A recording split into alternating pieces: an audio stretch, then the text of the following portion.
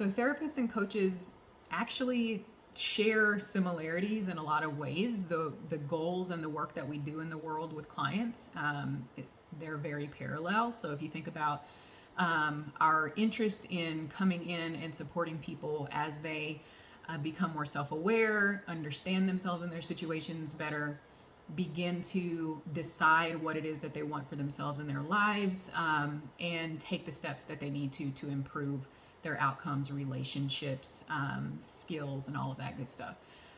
The difference, though, is the level of functioning of the client and the goals for our time together.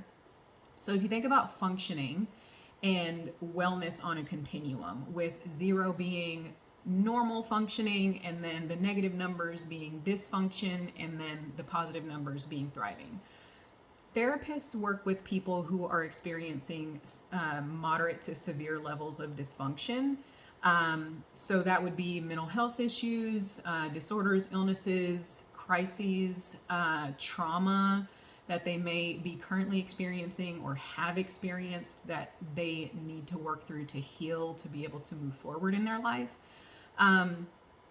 So the therapist's role is to support that person as they process through that, address those mental health issues, process through the healing and or recovery, to manage that thing, to be able to bring themselves back to 0, to okay, to normal functioning. Now I can get up and do what I need to do. This thing has been cleared and or it's being managed well. A coach works with a client who is in that okay space, but they now want to get serious about enhancing. So setting and pursuing goals that matter to them, to improve their life satisfaction, to improve their performance, to build skills, to build relationships, to show up as the human that I want to be in the world, and to create the life that I want for myself.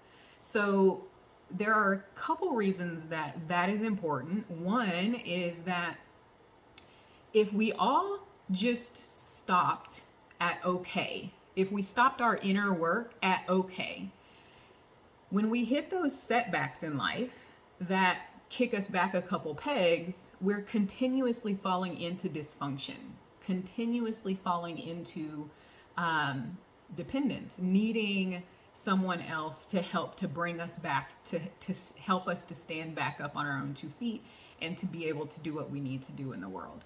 Whereas if we're consistently working on ourselves, consistently working to build our internal and external resources, to build our internal resilience, to